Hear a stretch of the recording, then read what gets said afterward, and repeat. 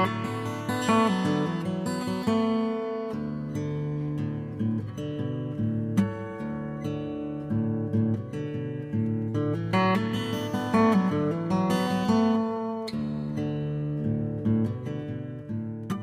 folks. So today on Tree Talk, as you know, we're going to visit with a few of our conifer species, spruce, fir, and pines, all members of the pine family. So we'll start with some identification review, and here we'll really just hit the high points. If folks want to go in deeper in more detail, we do have some webinar recordings on the VLT YouTube page that you can visit. And then we'll talk a little bit about how things might change for these species in the context of our changing climate, and a few things that woodland owners can be thinking about. And for the sake of time today, we're going to focus on 4 species. We'll start with red spruce and balsam fir, and then we'll also talk about white pine and red pine. And so, Maya, I'll let you advance and we can dive in. So we do have several species of native spruce in Vermont, as well as a non-native species that's quite common. The Norway spruce has those long drooping branches that folks might be familiar with, sometimes planted as a street tree and in plantations. I actually got a question about one of those yesterday. And then the other native species that you might find here are white spruce, which is primarily in northern Vermont, and also black spruce, which is really going to be focused in on those wet, boggy, swampy areas, a lowland species. But today we're going to spend our time talking about red spruce. It is the most widespread spruce tree in the state, and it's often associated with our other focus species, balsam fir. You can certainly find them growing separately, but their presence together is so common that we often refer to them as a single cover type called spruce fir. And spruce fir is really represented in 2 general locations in the state. We think about it, or in the landscape rather, we think about lowland spruce fir, which is, as the name implies, in those lower wet areas, often grading perhaps down into cedar swamps in the northern part of the state. And then the other spruce fir type that we'll find is montane spruce fir, so dominating those higher elevations, with montane referring to the mountains, those mountaintops that it's occurring on. So let's review some of the common ID characteristics of these 2 species. Go ahead, Maya. So we'll start with tree form. This is for folks who want to do dendrology at 50 miles an hour. Hopefully not from the driver's seat of your car, but from the passenger seat. You can often tell a lot just by standing back and looking at the kind of profile of a tree. So the spruce are going to be kind of very tall, represented in the upper canopy when they're mature, but have more of a rounded top, as compared to the balsam fir, which are also very tall, pointing up toward the sky with that more spire look to them. They're much more pointed. So that's going to be a good indication if you're looking out across some groupings of spruce and fir trees. The spruce are going to be more rounded. The firs are going to be much pointier. The bark of these 2 species is pretty different. Spruce is going to be more plated, kind of have this brown, gray, sometimes almost black plated bark to it. Where balsam fir is really tends to be a little smoother, although when it gets very mature, it can get quite rough. But the distinguishing characteristic for fir are these pitch pockets that you can see standing out on the right there. And we might have some folks here that enjoyed to pop those as kids. We might have some parents who kind of wish their kids weren't popping them as they were trying to get pitch out of their clothes. They're great fun to pop, and they'll squirt quite a ways. The trick is to make sure you don't pop it in your eye. But it always will have that really great kind of balsam fir fragrance to it. On the next slide, we'll go ahead and look at some of the needles and the cones. So for red spruce, the needles are going to be about 1/2 inch long. They're pretty stiff. They're kind of shiny. They're kind of darkish green. In contrast, the balsam fir is going to have a very flat needle. You're not going to be able to roll it in your fingers, and it's going to have those 2 white racing stripes on the underside, very characteristic of balsam fir as compared to spruce. Red spruce cones are going to be about 1.5 inches in diameter, and they're going to hang down on the tree as compared to the balsam fir cones, which are upright. And they're going to be a little bigger, probably 3 inches or so, but they're going to be sitting straight up, pointing at the sky. So that's going to be a great indicator if you're looking at these two species. Spruce cones pointing down, balsam fir cones are upright. And a great way to get to know these two is to actually shake hands with them. So introduce yourself. Maya, on the next slide, we'll see kind of the difference between spiny spruce and friendly fir, as we like to call it. So reach out, grab it, shake hands. Those red spruce needles are going to be pointy and sharp. They're not going to bend. You're going to notice it. They're going to prick you and poke you, and kind of you'll physically feel it.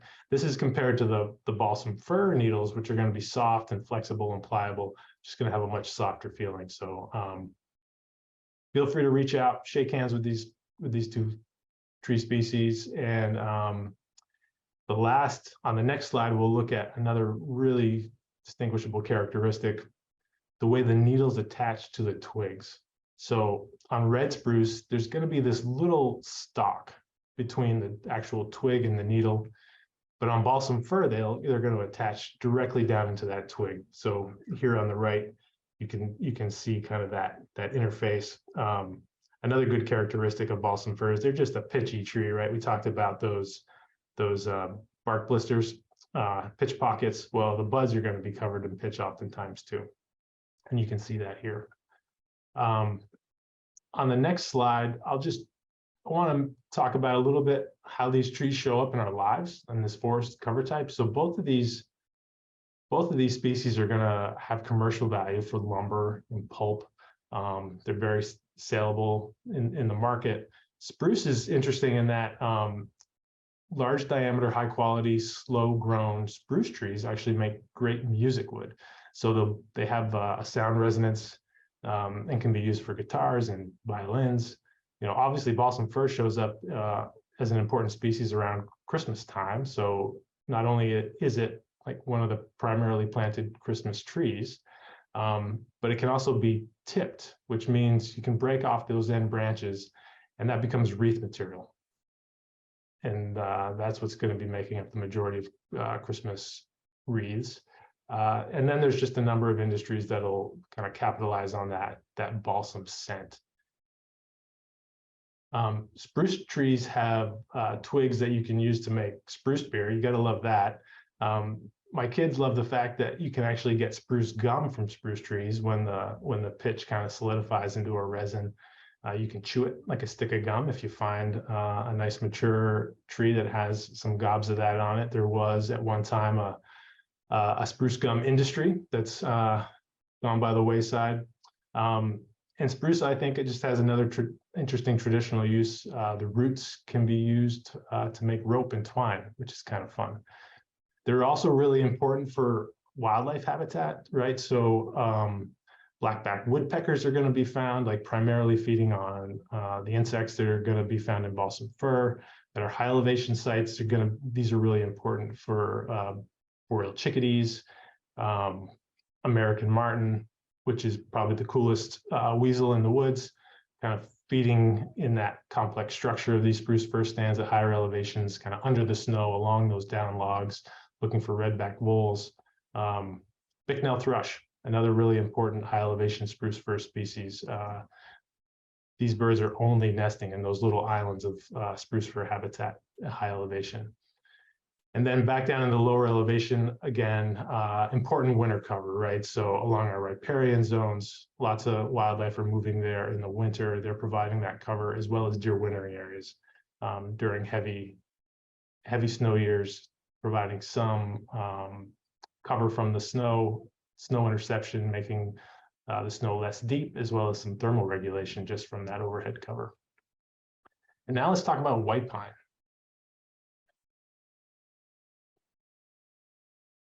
So another common tree in Vermont can be found in pure stands sometimes, especially if it's in plantations where it's commonly found, but it's also often in mixed stands growing with hardwood.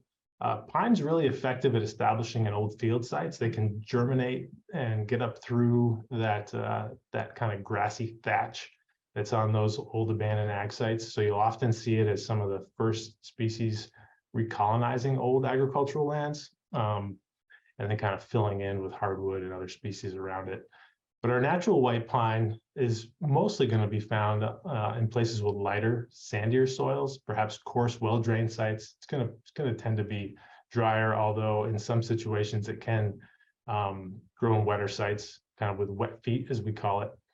If you want to do your dendro at 50, the tree form for this one, again, is tall and straight, probably one of the tallest tree species that we have in our forests. Certainly, it's our eastern giant, can grow quite large, 3 to 4 feet on the stump, wouldn't be unheard of.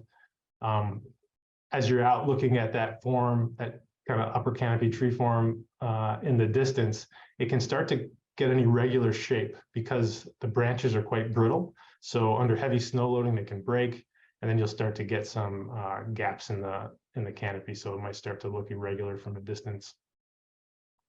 These trees are also impacted by white pine weevil, which kills the terminal bud and then causes the lower branches to kind of grow up and try to take that upward lateral control. And so if you see very crooked white pines, especially in these old field sites, we'll call those kind of cabbage pines, and that's what's happening with them. But the bark, when it's young, is quite smooth. It's kind of greenish in color, but quickly starts to furrow and darken as it gets older, and then it'll become quite platy, like it's seen in this picture. And when it gets even older and bigger, those fissures can be kind of deep with these long vertical plates. The needles tend to be 3 to 5 inches long. They're green, maybe a little bit bluish green. They can have some kind of whitish color to the underside. They're another kind of soft needle. They're pretty flexible, and they're always going to occur in bundles of 5. Well, I say always. They grow in bundles of 5. Lots of things could happen to knock one of the needles out of these fascicles, but that's what you look for. And a good way to remember that is that there's 5 letters in the word white. There's also these 5 needles in the white pine fascicles. So the cones, they can be quite large, 4 to 8 inches long. They're cylindrical. They do take a couple years to mature. So that first year, they're going to be smaller and really a very green color. And then as they mature and dry and the cone scales open up to disperse the seeds, they're going to turn this brown color and have this kind of open, rugged look to them. Tend to see good cone crops on these trees every 3 to 5 years or so.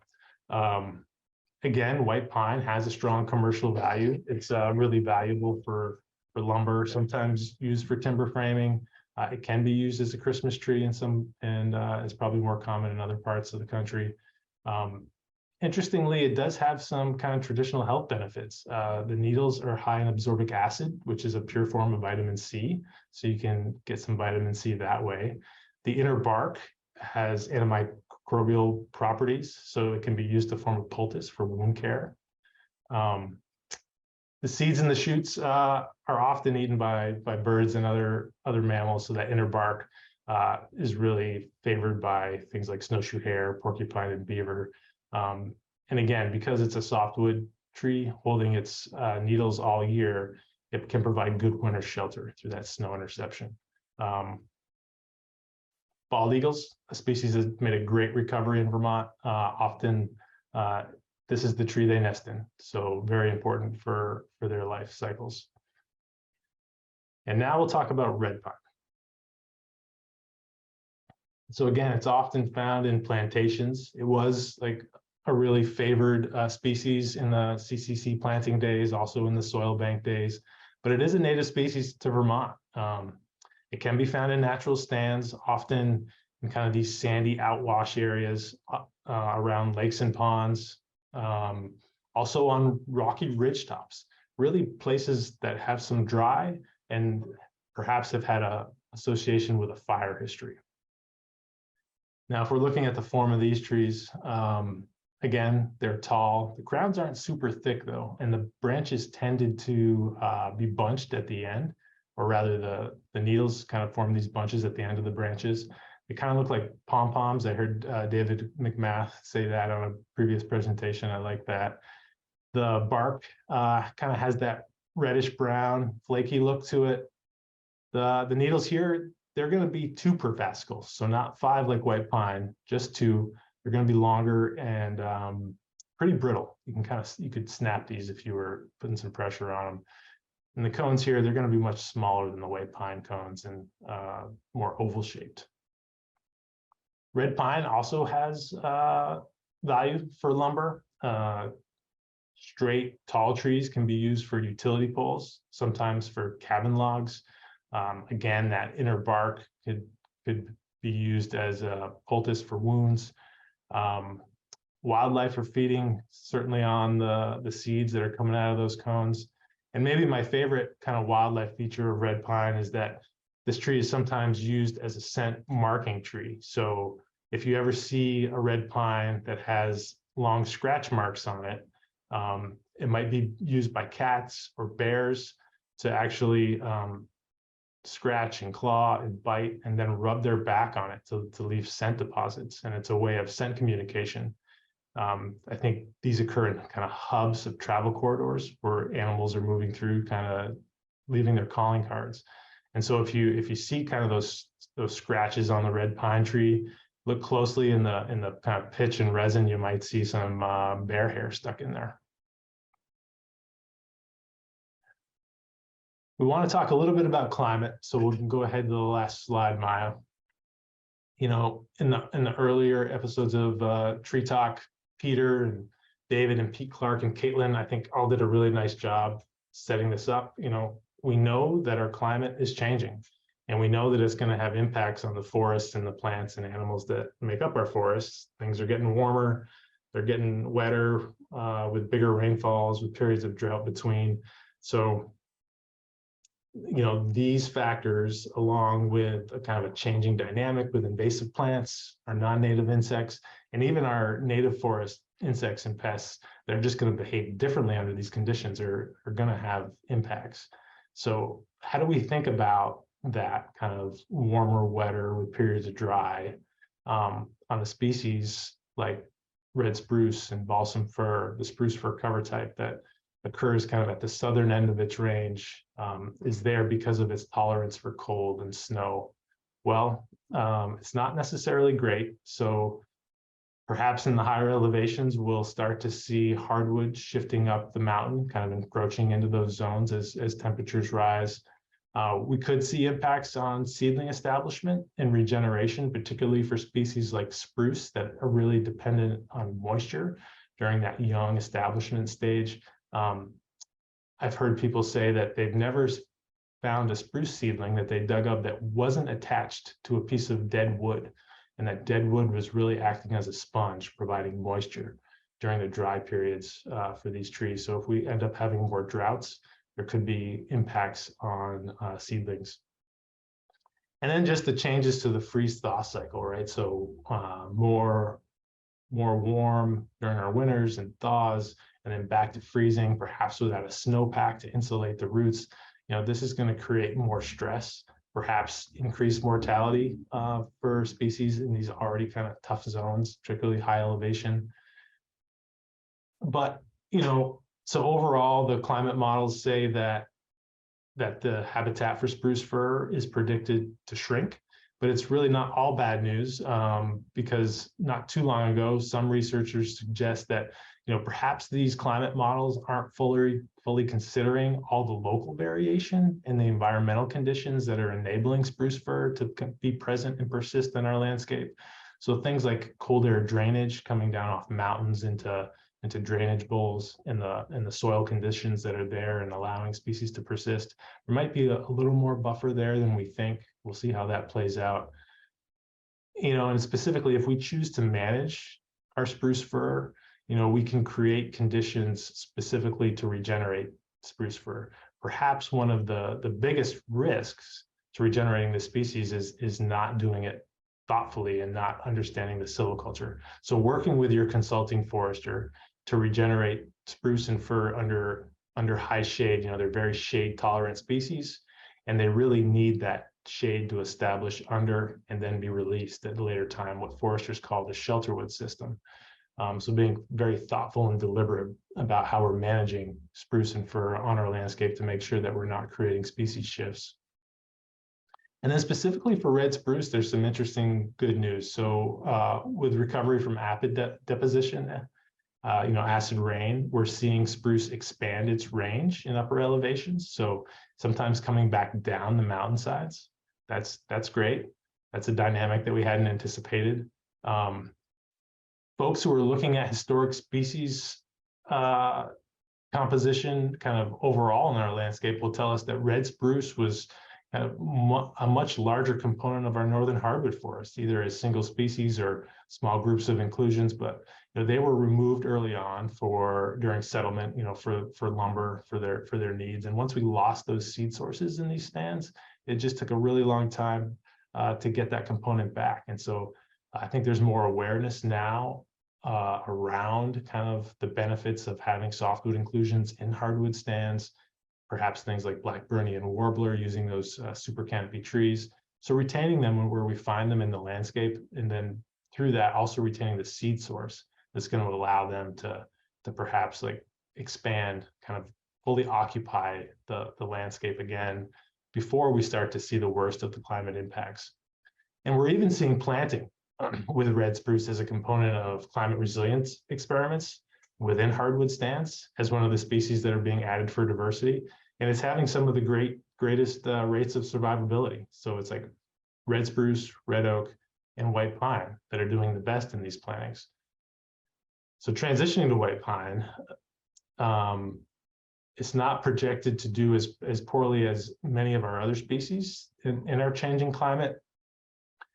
It does have some susceptibilities, specifically around kind of stress around drought, stress around insects, but it's also has some resilience qualities that make ecologists think that it might actually do pretty well compared to other species in our region during the changing climate. So we're really looking at that as a positive.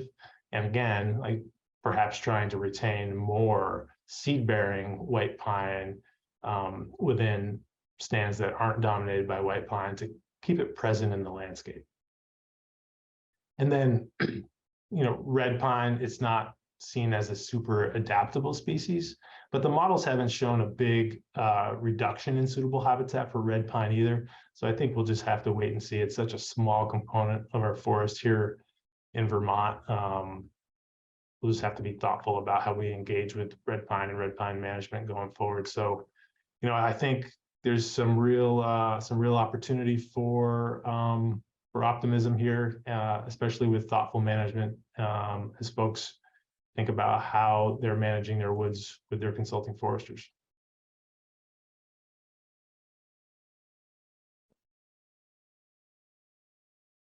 Well, great, Dan. We're getting close here on time, but we do have some time for a few questions if you want to do that. That'd be great. Looks like some went in the chat and some went into the Q&A. So if I missed something, just let me know. I did see a couple on more disease stuff. One about the white pine. Someone said we have a number of white pines that are prone to get and die from some kind of rust-colored fungus. Do you know about that? Then on the same lines, what's killing the red pines? So yeah, so David, help me out here. Yep. I'll offer what I know. Red pine is being heavily impacted in some parts of the state by red pine scale right now. Yep. And that's having some, it's localized, but where it's occurring, it's having some heavy impacts. And I don't know a whole lot about that scale insect. Do you have anything more specific to offer there?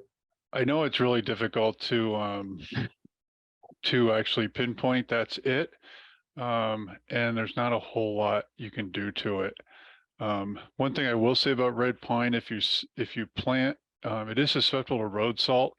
So a lot of times if you see it along the highways, you'll see it browning, the foliage browning, and sometimes that's not actually killing it. That's just, or it won't kill the tree. It will just hurt that foliage. But no, and again, Vermont invasives, it's vermontinvasives.org. Great resource for a lot of these things and very specific to Vermont or other places. So would definitely turn you there. But there is a, yeah, there is a lot of concern about the red pine scale. How about the white pine, Dan? Yeah, so there's a couple things happening with white pine. We talked about white pine weevil, which is an insect that impacts the form, not necessarily the health of the tree. But there's also white pine blister rust, which is a non-native fungus that can kill the tree. There's coleopsis canker. That's another fungus that impacts trees, kind of creates these kind of misshapen cankers that end up girdling the tree, much the same way that blister rust would girdle a tree and cause mortality. And then I think the big thing happening in a lot of that folks are seeing in many areas of Vermont now is the kind of needle cast complex that's happening in white pine with a combination of several needle casts that are funguses causing white pines to drop their needles early. And then, before they're able to use them through the growing season for photosynthesis and food storage. So that's causing a general decline in vigor and health in many of these stands. That's going to be worse in wet springs. Those funguses like the moisture. So dry springs are going to probably be a benefit to the trees, as well as I think one of the management recommendations was thinning from below to increase airflow through the stand. Other thoughts there, David? No, you got them. So a few more questions fired in here. Let's see. Can you say a few words about the landscape value of these trees? As a landscape designer, I'm always looking for the best native conifers to use in my designs. I mean, I can take a quick stab. I mean, I'm a big fan of trying to use native stock in any of this stuff. The deer do like the balsam fir, chewing on that. They also like cedar, which we didn't mention today, but it's another one people like to plant. The white pine can do okay. It grows fast. You don't want to get it too close to your house because if it does survive and grow big, the branches do break easily under different snow, especially with our winters being a little different. But I know from a few of my friends have planted white pines, they do tend to get blister rust or weevil or some other things, and they don't often do that well. But they are a great landscape one. And red pine, I guess, too, Dan. I mean, that would be, trying to think if I've seen single trees for landscape stuff, but there are different spruces and different firs out there also that can work well. Quick and dirty on that one. Here's a good one. Tell the difference between white and red spruce. Oh yeah, great. So white spruce needles will tend to be longer and they'll tend to stick out around the twig more like a bottle brush than red spruce. There is some difference around the hairs on the twigs, and I'm forgetting which one has the hairs and which one doesn't. I'd have to look back at that. And then the odor of the needles, when you crush those white spruce needles, they'll have a very obvious kind of pungent odor. That's how it got the name cat spruce for some. Other good characteristics, David. Oh, and then there's the galls. Spruce galls are primarily found on white spruce, a result of winter injury. So those big knobby growths that you see along the bole of the tree, if you find those are going to be white spruce. Yeah, I was definitely going to mention that. I think I'd have to look it up real quick, but I think the hairy part is on the red spruce, if I remember correctly. The only other thing I don't think the white spruce is as long lived as a red spruce. I think that's right. And the white will definitely come in after old ag or disturbance lands and stuff like that. Let's see. Is needle cast in white pine harmful to the tree? Oh boy. I mean, it is in that the tree was planning to use those needles for photosynthesis through the summer, and without them, it's not able to process as much food reserve, and it just kind of reduces vigor and growth. Yeah, I'm not sure if you mentioned, I mean, you will see throughout the year that the needles are getting replaced, and you will see some on the ground, which sometimes is not an indication of any kind of disease, just a natural process going on. Yeah, they'll typically shed what, a third of their needles each year, kind of on a rotation. And if you see those falling in October, that's great. That meant that they kind of held them through the season that they wanted to use them in. And the needle cast will often cause them to drop off earlier in the spring. Okay. Can you, did we just do that one? Spruce fir? I should probably mark these. Can you speak to disease and pests that affect spruce fir? Also, what would cause a large section of mature spruce to lose lots of smaller branches and a majority of its needles? Will it survive this? Could it have been a porcupine? What? We have an active population. So yeah, so spruce fir does have a few things going on. Like I think what's probably on a lot of folks' minds right now is spruce budworm, which actually mostly affects balsam fir, but it's it's a moth, it's a caterpillar that eats the needles, and goes through cyclic outbreaks. So the last I heard, it was still in the kind of around the St. Lawrence area, hadn't made its way down into Maine too far yet, but could be coming our way with an outbreak that we probably last saw one in Vermont. Probably the last big one was in the 80s. So we might be due, but it can cause widespread mortality. I think bay-breasted warblers like follow the spruce bloodworm outbreaks around because they're primarily like feeding on those caterpillars. So it's kind of an interesting thing. So a mature spruce that lost a bunch of the smaller branches. yeah, I don't know exactly what might be causing that. It could potentially rebound and survive if it still has like a good section of live, healthy crown. And would porcupines do this? I think porcupines could be doing it. I've seen them do that in hemlock. I'm trying to think whether I've seen them impact spruce in that way. Probably some. Yeah, so kind of like nipping off those smaller twigs and letting them fall to the ground. I think that can also happen with squirrels going after cones too. Sorry, I don't have kind of a clearer picture of what that might be. Yeah, I know the spruce, especially white spruce and stuff, will be very susceptible to drought and some of the other bugs, so they can look pretty rough sometimes. Well, we should probably keep moving. Let's see. I'll do an easy one. What's the average lifespan of a spruce? Again, the white spruce is shorter, but a red spruce can easily go 350 years, up to 500, I think, last time we looked at some of this stuff. So it's a great long-lived tree. A lot of times, and for foresters, they'll be managed in the balsam fir, which is a shorter-lived tree, with on one rotation, and then the spruce on the other. Anything else, Dan? No, that's great. Okay. Let's see. White pine can be found in both dry, sandy, well-drained areas and in areas where it gets wet feet. Is there any evidence of corresponding genetic variation that accounts for this huge difference in habitats that it inhabits? Oof. Wish I knew the answer to that one.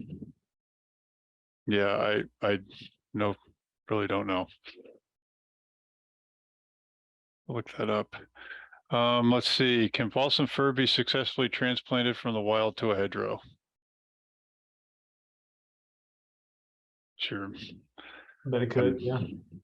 I don't know if in that particular, but I did have a friend of mine that was a big Christmas tree grower, and in the springtime, right after the snow and when the frost is kind of loosen the dirt up, he would actually go out and pull up balsam seedlings. And then he would plant them in his garden in like a row for a year, and then he would plant them out in fields and use them as Christmas trees. So I think they're pretty hardy in that. They are, I don't know if you mentioned, Dan, the balsam furwoolia delgid is something that is hitting balsams. It seems kind of pockety, but especially up my way, sort of northeast Kentucky, I'm sure up your way too, Dan, it's having a pretty bad impact on them. So yeah, that's an important one to mention. yeah. So that looks about it.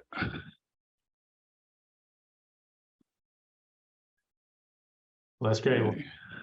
thanks, folks. Thanks, David, for Oh yeah. joining me today. Yeah, thank you both so much. This was great. I'll just quickly mention, you see some upcoming events on the screen here. If you're able, we'd love to have you join us at those. Our next webinar is on April 6th. It's about northeastern grasslands with Kevin Tolan at the Vermont Center for Eco Studies. So I think that's going to be a great presentation if you're able to join. And then you also will have a survey pop up on your screen when you exit the webinar. So if you have a few minutes, we'd love to hear your feedback about this event so we can keep making events better for all of you. And thank you again, Dan and David. This was great, and have a great afternoon, everyone. Great.